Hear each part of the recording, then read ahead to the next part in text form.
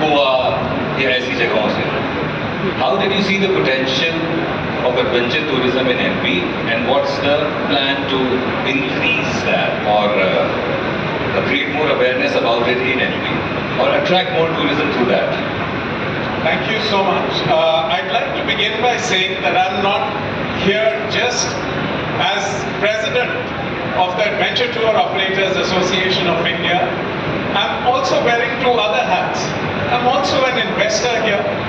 So we started river rafting on the Betwa River. We've got an adventure camp in Orcha. We've run camps in Mandu. And of course, the iconic wildlife circuit of Madhya Pradesh. But I'm also here as a huge fan of the state.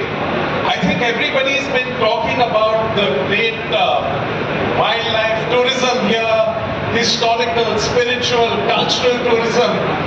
But for me, it's also the people of Madhya Pradesh, the simple, solid people of Madhya Pradesh, warm. Once you become friends with them, they are friends for life and they do anything for you. Well, initially, adventure tourism was considered, something that could only be done in the Himalayas. So, trekking, river rafting, and mountaineering.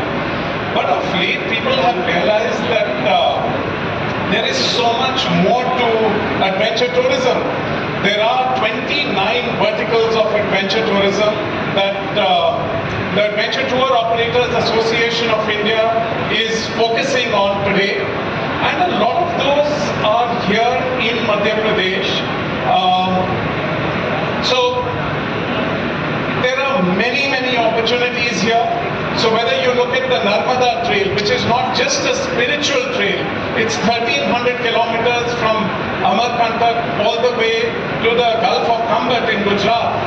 Our suggestion is that this trail should be not just a spiritual trail, but also an adventure trail.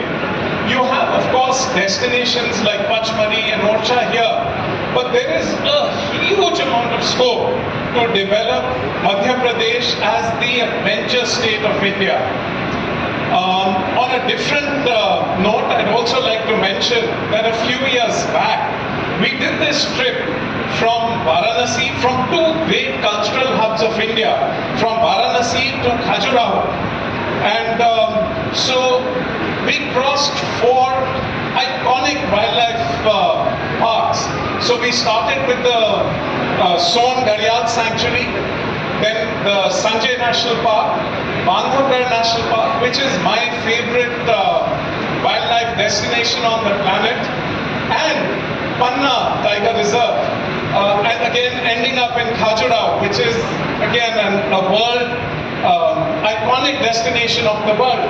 So there is a lot here. I joke about it with my friends, and since we are talking to two famous film personalities here, Madhya Pradesh is like the set of an Indiana Jones movie. You're going on a trek and suddenly you come across these ancient structures that date back not just a few hundred years, but sometimes thousands of years. So I think there is scope to develop a huge amount of soft adventure tourism here, and it can become the adventure capital of the country as well. A small supplementary question. Are you in talks with the tourism department to create an environment, to create such messaging?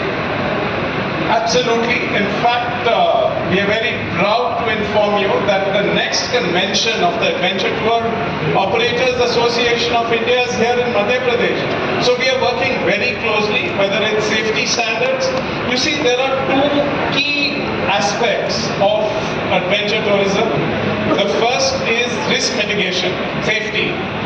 So we have come up with the national safety guidelines for adventure tourism. The second aspect is sustainability.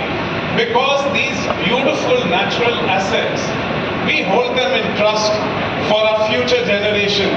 So it's important, like we were talking about it earlier, to have a very strict leave no trace ethos.